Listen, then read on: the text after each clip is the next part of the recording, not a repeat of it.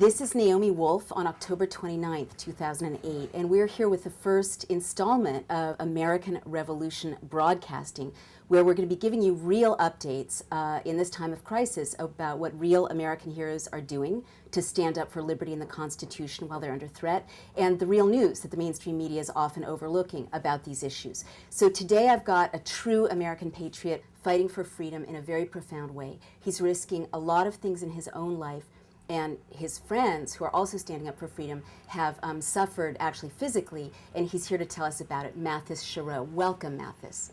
Thank you, Naomi. Please tell me the story of what happened to you and your friends in your group, Iraq Veterans Against the War, when you went to the presidential debate. Right. Well, myself and Chris Goldsmith, we organized an action surrounding the final presidential debate between Obama and McCain. Right. We made our intentions clear. We made demands to the debate moderator, Bob Schieffer, 1 week before, and we made both campaigns aware, as well a number of people in Congress and the media aware, that as a result of the campaign's lack of coverage of veterans issues and the war in Iraq, that Iraq Veterans Against the War was demanding that two of our members be allowed into the debate to ask one question of each candidate. Seems like a reasonable exercise of your First Amendment rights. Then what happened?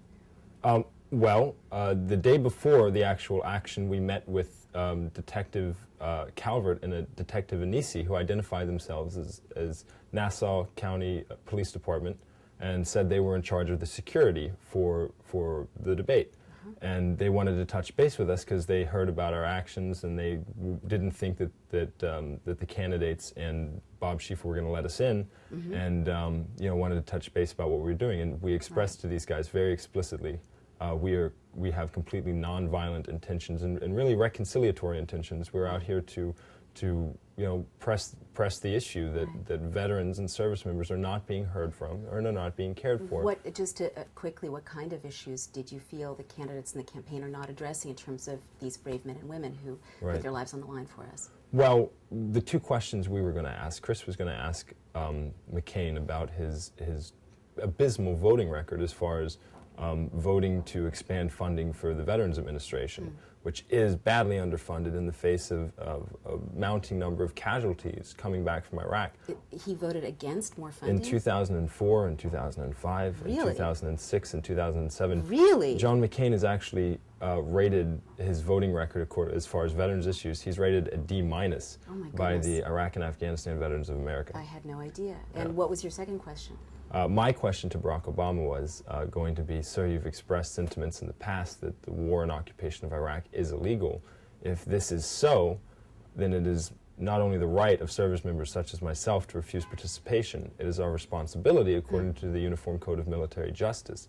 So sir, as and just President... to clarify, I'm sorry, go ahead. Sir, as President, would you be willing to back up those expressed sentiments by supporting soldiers who would thus be required not to go to Iraq? I love the question. It's a very, what I love about this question is that it's citizens looking at the law and citizens looking at the Constitution and citizens, challenging the legality of what the nation has done in their name or what the leadership has done in their name.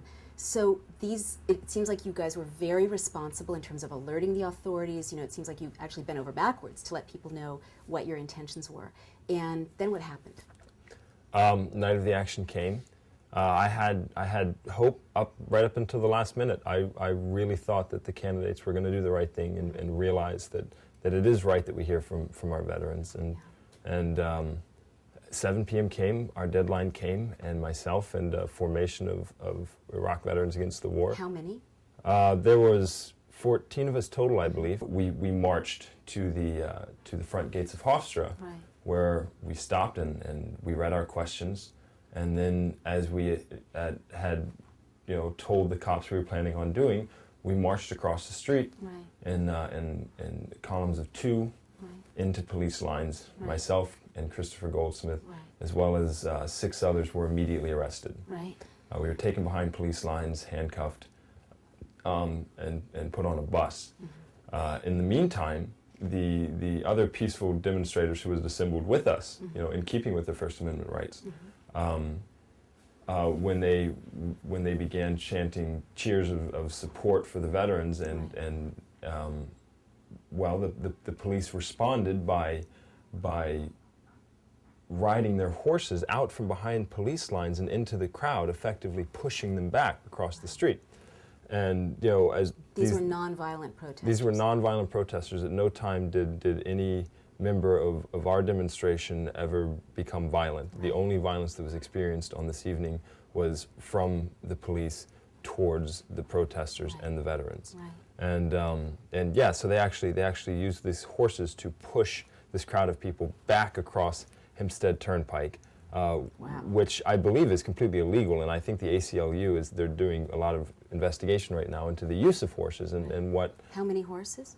I would have to say anywhere from 10 to 20. Oh my goodness! It's hard to say. It was one or two. No, there was a large number of horses. It was a line of animals coming towards the crowd and literally pushing them back. It was terrifying. I was already behind it, but watching it, it certainly didn't remind me of something that I'd see in the U.S. It reminded me of something I'd see in Afghanistan or Iraq. But were people fleeing, or were they? I mean, how do you react when horses? Well, people were moving backwards. They were trying to comply. The police were telling them, "Back up, get on the sidewalks," and they were complying with that. I mean, they were not happy about having to comply with that. There was people shouting at the cops. There was one of my favorite chants that I heard in the videos afterwards is one guy was yelling at the cops, "Stop using animals to do your job." But they pushed him back, and the demonstrators complied peacefully. They moved back onto the sidewalk. Then what? And then as they were on the sidewalks, the police came in and began, as best as I can tell from what I saw, through the bus window. The bus was parked parallel to all of this, and from the videos that I've seen afterwards, which there's tons and tons of video evidence of what happened, is the police, after they're on the sidewalk, literally started grabbing people off the sidewalk. And when they did this, the police line literally grabbed Nick and my friends and pulled them to the ground. And they were actually clubbing. There's video of police officers clubbing grannies for peace, and knocking them back with their clubs.